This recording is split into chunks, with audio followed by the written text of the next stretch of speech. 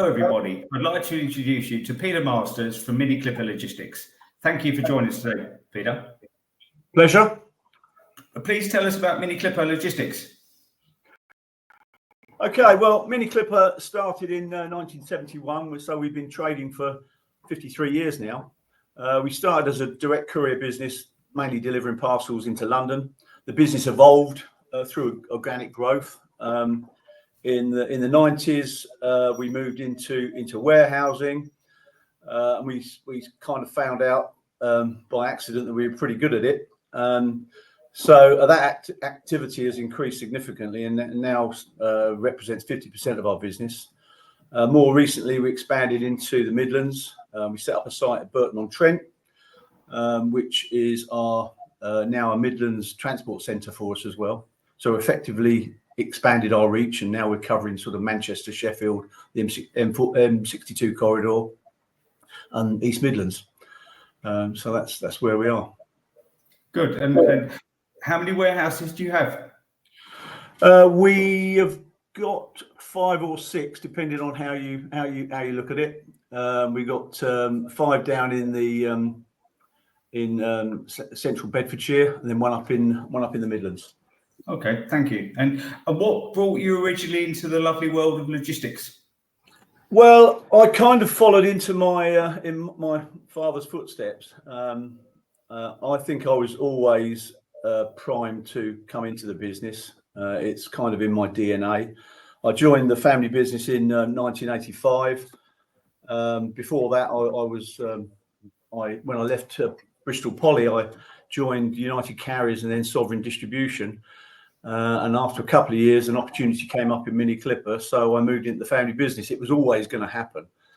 I started managing an offshoot called Western Clipper, and we were kind of delivering to the West Country. We had a base in Plymouth. But after 10 years, I became that business merged into Miniclipper, and then after 10 years, I became managing director in 1995. It was my dad's ambition always to keep Miniclipper as a family business. We're now a 3rd generation family business. So I've got my son, my daughter, and my son-in-law also now work in the business as well. So fantastic. Well, it's nice to see. You obviously got a lot of history and planning for the future with family members, which is brilliant. So you sort of told us a bit about your business and how long it's been trading, and how you got into the different sectors. If you was describing the current challenges in your marketplace, what would they be? Well, the industry has a number of challenges, which has sadly caused the demise of a number of businesses in our sector over the last year. I think it's quite tough out there. Costs associated with running a transport business has raised significantly. The fuel price, not helped by Ukraine and Middle Eastern conflicts, but costs have risen in all aspects. And fuel, vehicles, trailers, power, warehouse rent, business rate, construction costs, to name but a few, they've all gone up. The warehouse market has slowed post-COVID, and supply has sort of caught up and overtaken demand. A number of transport companies like to play the game race to the bottom and look at reducing their margins. We're trying to avoid that, but ultimately that does have a negative effect on the sector. Driver and skills have been a problem. 20,000 drivers left the UK after Brexit. We now have an ageing workforce. Entry cost and age restrictions for new drivers entering the HGV market have been prohibitive. The lack of training during the pandemic sort of kind of added to the ultimate skill shortage. But we now have qualified driver trainers and a warehouse to wheels. So that we're sort of tackling that. We've now got a full workforce. But on a positive note, the driving a truck is now, I believe, a well-paid vocation, and so it should be. So that's a good thing that's come out. But there's a number of challenges currently in the market. Yeah, you're absolutely right. the drivers are the ambassadors for every business, and they make it tick. And like you say, more recently that they've been paid more reasonably, and hopefully it becomes more attractive going forward. Yeah, absolutely. And this is slightly coming off the plan a little bit, but do you think when the economy does pick up, because it's not very good at the moment, do you think there will be driver shortages again when it does pick up, the economy gets going again? Possibly, but we're doing everything we can to negate it. So hopefully not. Good. No, that's good. And I hope your competitors are doing the same thing to stop it, because it is an issue for the industry. Looking forward, what are the biggest opportunities for your sector in the next sort of 3 to 5 years? Well, I suppose there's I don't know whether it's an opportunity, but there is a change for automation and digitalization. That's not so easy for me to say. I often say that we're an IT company that just happens to store and move pallets. So there's quite a drive for improvement in IT. We just put in a new TMS, a transport management system, and we're also looking to upgrade our WMS, which is our warehouse management system, in the next couple of years. So that's going to be a challenge. But we are very much a customer-driven business. We're an SME. We've got to be nimble. We've got to adapt to opportunities that present themselves along the way.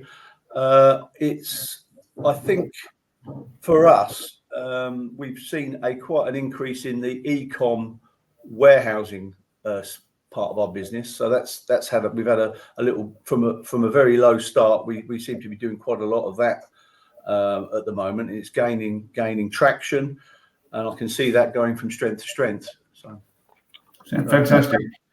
And conversely, what are the biggest threats to your sector? Well, our logistics, we use the F word. It's called fickle. And it's certainly, transport is a fickle industry. There is a sweet spot. Too little volume or too much volume can easily affect profits. So you can't rest on your laurels. You've got to be reviewing and tweaking, in order to stay ahead of the curve. We proactively, we have a 5-year strategy plan, which we review every year, and that is constantly updated. And we have to tweak that to stay on track with our objectives. The biggest threats, I suppose, you could look at the cybersecurity situation. That is a threat. Protecting our business against these criminals is a priority for us, and we spend quite a lot of money doing that. Costs obviously remain a concern. Fuel prices are out of our control, so we have to be, we try and work around that, but ultimately I think we need the global, and more specifically the UK economy, to be strong and grow, and we need government to stop putting roadblocks in the way, and we need to, as they sort of tend to do. So a good economy would help. Fantastic, I appreciate that. And one of our last questions is about what the Prime Minister could do, so we'll come on to that in a little while. What are people in your sector not talking about publicly, or that they maybe should be? Well, before the pallet networks in the 90s came along, we as an industry and as a business, we were very insular. We only looked after we worked in our own bubble. Now we openly discuss challenges, opportunities to improve efficiencies,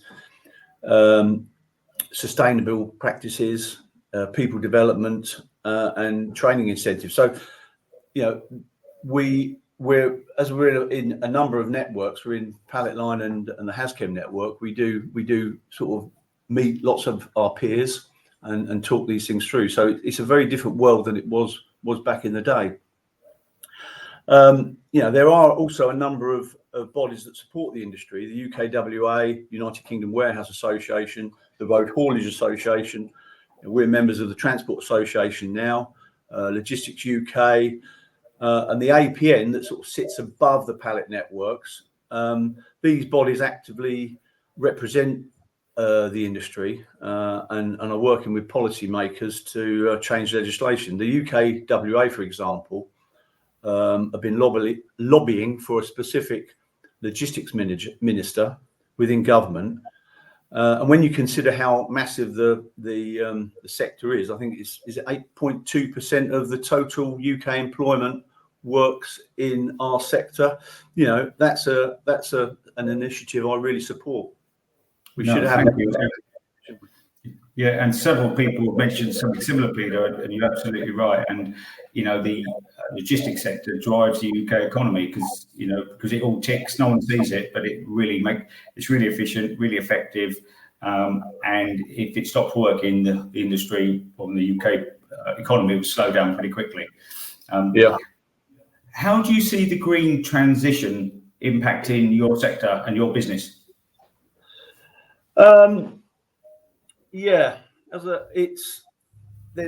There's no real easy, quick and affordable solution for the replacement of the diesel engine at the moment. So on the transport side, it's not quite there yet.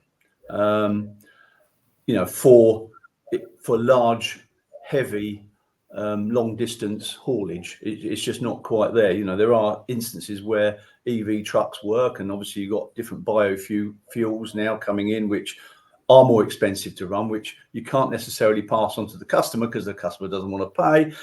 So, but this will come. I mean, we run a number of EV cars in our car fleet, and it works really well. But for long distance heavy trucks, it's not quite there. But the technologies are improving, and it will happen, and we need to be aware of what's going on. So we go to various shows, etc., every year, and every year it seems to be getting slightly nearer and nearer. But we're not quite there yet. As far as improving our green credentials, we have solar panels on our roofs of our warehouses. We have personnel sensitive LED lights. So we do wholeheartedly embrace the drive, and we have to review it regularly. And perhaps one day you might even have driverless trucks running up and down the motorways. That would be interesting. Yeah, definitely. And do you think that, because the green transition, everyone wants to do it, but maybe, no one really wants to pay for it, to be fair. Do you think that the change would be best to be government driven rather than, letting the individual business units in the country trying to do it for themselves? Do you think it should be government led?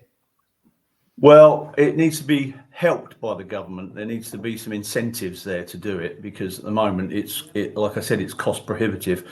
And they may well come to the party and say, well, this is if they're going to want to push this initiative, they may well need to help us as far as government's concerned.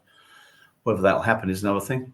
Of course, yeah, and maybe that the Minister for Logistics and Transport would be great. What developments in the sector have surprised you most in your career? What surprised us? I suppose the speed of industry technology. Automation, AI is coming along. Optimization.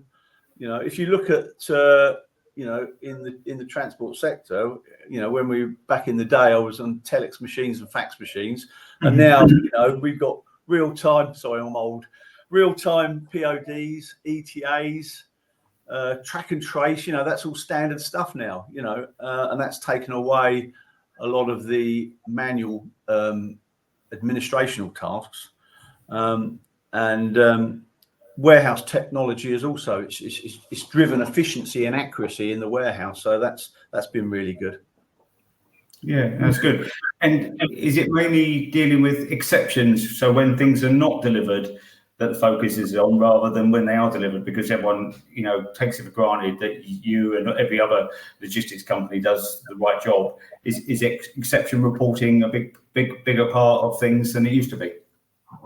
Yeah, I mean, technology has meant that we can deal with these things much easier than we used. We couldn't handle the volumes that we could with all the old systems. Now we can actually handle more volume. But yeah, exception reporting is quite critical, and that's a big focus with our customer service teams. That's for sure. No, that's good. And do you think artificial intelligence will have a dramatic effect quickly or over time?